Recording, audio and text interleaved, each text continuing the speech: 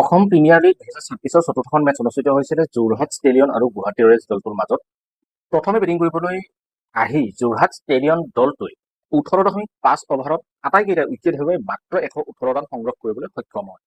Jorhat stadium দলটোৰ হৈ ৰাজবীৰ সিঙে 24টা বলত 36 ৰান সংগ্ৰহ কৰাৰ বিপৰীতে বাকী তেওঁলোকৰ যিসমূহ বেটছমেন আছিলে সেই আটাইবোৰ বেটছমেনেই এক শোচনীয় প্ৰদৰ্শন আগবঢ়োৱা পৰিলক্ষিত হয়।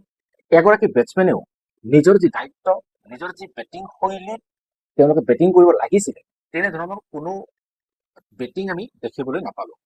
যোৰহাট ষ্টেডিয়াম দলটোৰ যি বেটিং বিপৰ্যয়ৰ আৰম্ভণি ঘটিছিল তেওঁলোকৰ অপেনিং যি জুটি আছিলে, অপেনিং জুটি মাত্ৰ 0 আৰু 1 ৰানত দুয়োগৰাকী বেটছমেনে আউট হৈছিলে।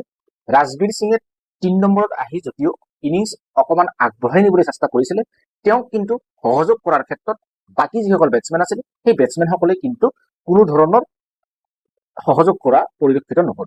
গুৱাহাটী ৰয়েলছ দলটোৰ হৈ দীপক গোহাঁয়ে 4 অভাৰত মাত্ৰ 16 ৰান খৰচ কৰি 3টাকৈ উইকেট দখল কৰে আৰু তেওঁৰ সেই যি পাৰফৰ্মেঞ্চ সেই পাৰফৰ্মেঞ্চৰ ফলতে যোৰহাট ষ্টেডিয়াম দলটোৱে বেটিং বিপৰ্যয়ৰ সন্মুখীন হ'বলগীয়া হয়।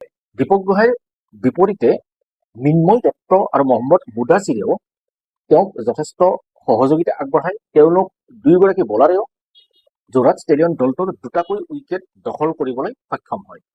119 ৰানৰ যি লক্ষ্য সেই লক্ষ্য আচলতে যথেষ্ট কম বুলি টি-20 ক্ৰিকেটত বিশেষকৈ অভিহিত কৰা হয়।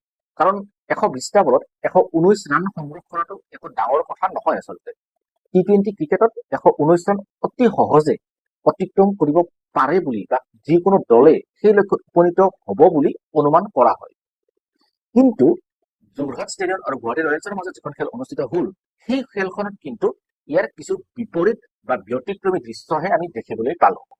যদিও গুৱাহাটী ৰয়েলছ দলটোৱে 119 ৰানৰ যি লক্ষ্য সেয়া অতি সহজে অতিক্ৰম কৰিব বুলি ভবা হৈছিলে, কাৰ্যত কিন্তু সেয়া সম্ভৱ হৈ নুঠিল। 19 অভাৰত 9টা উইকেট হেৰুৱাই যি বিজয় লক্ষ্য সেই বিজয় লক্ষ্যত গুৱাহাটী ৰয়েলছ দলটোৱে উপনীত হৈছিল। গুৱাহাটী ৰয়েলছ দলটোৰ হৈ তেওঁলোকৰ যি অপেনিং বেটছমেন ৰোহিত সেনে 19টা বলত 36 ৰানৰ এক দৰ্শনীয় ইনিংছ খেলে যদিও বাকী গুৱাহাটী ৰয়েলছ দলৰ যিসমূহ বেটছমেন আছিলে সেই বেটছমেনসমূহেও কিন্তু এক শোচনীয় বেটিং প্ৰদৰ্শন আগবঢ়োৱা আমি দেখিবলৈ পালো। 119 ৰানৰ বিজয় লক্ষ্যত যেতিয়া এটা দলে 9টাকৈ উইকেট হেৰুৱাবলগীয়া হয় তেতিয়াহ'লে সেই যি বেটিং তেওঁলোকৰ বেটিং প্ৰদৰ্শনৰ বিষয়ে আৰু হয়তো কোনো নতুনকে কথা কোৱাৰ প্ৰয়োজন নাথাকে। কাৰণ তেওঁলোকৰ সেই 9টা উইকেটে বুজাই দিয়ে যে তেওঁলোকৰ আচলতে বেটিং প্ৰদৰ্শন কেনেকুৱা আছিল। যোৰহাট ষ্টেডিয়াম দলটোৰ হৈ অভিৰাজ গগৈয়ে 4 অভাৰত 20 ৰান খৰচ কৰি 3টাকৈ উইকেট দখল কৰে আৰু তেওঁৰ এই দৰ্শনীয় প্ৰদৰ্শনৰ ফলতে গুৱাহাটী ৰয়েলছ দলটোৰ যি বেটিং বিপৰ্যয় সেই বেটিং বিপৰ্যয় দেখিবলৈ পোৱা গৈছিলে। যোৰহাট ষ্টেডিয়াম দলটোৰ হৈ বিশাল নেৱালে 2টা উইকেট দখল কৰে, তাৰ বিপৰীতে ৰাজাকুদ্দিন আহমেদে 1টা উইকেট দখল কৰে, জ্যোতিময়ী নাথে 1টা উইকেট দখল কৰিবলৈ সক্ষম হয় আৰু ঋতুৰাজ সন্দীপেও 1টাকৈ উইকেট দখল কৰে।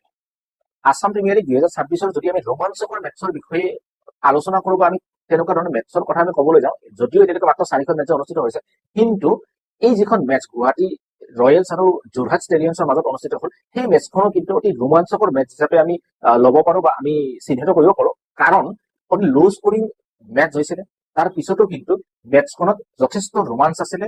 কাৰণ যেতিয়া গুৱাহাটী ৰয়েলছ দলটোৱে 9টাকৈ উইকেট হেৰুৱাইছিলে তেনেকুৱা সময়ত মেটছখনৰ পৰিণতি যিকোনো পৰিণতিলৈ যোৱাৰ এটা চান্স আছিলে। গতিকে এনেকুৱা মেটছসমূহ অতি ৰোমাঞ্চকৰ মেটছ বুলি আমি ক'ব পাৰো। অসম প্ৰিমিয়াৰ লীগ 2026 আহিবলগীয়া যিসমূহ মেটছ আছে সেই মেটছসমূহত আৰু অধিক ৰোমাঞ্চ আমি দেখিবলৈ পাম, সেই আশা আমি নিশ্চিতভাৱে কৰিব পাৰো। অসম প্ৰিমিয়াৰ লীগ 2026 পৰৱৰ্তী যিসমূহ মেটছ থাকিব সেই মেটছসমূহৰো আপডেটসমূহ আমি আপোনালোকৰ বাবে লৈ আহিম। আশা ৰাখিম আপোনালোকে আমাৰ লগত সংযুক্ত হৈ থাকিব। আপোনালোকে আসাম প্ৰিমিয়াৰ লীগ 2026 কোনটো দলক ছাপোৰ্ট কৰে সেয়া আমাক কমেণ্ট বক্সত ক'বলৈ নাপাহৰিব। আপোনালোকৰ যদি কিবা মতামত থাকে তেনেহ'লে সেই মতামতসমূহ আমাক কমেণ্ট বক্সত জনাব। আজিলৈ ধন্যবাদ।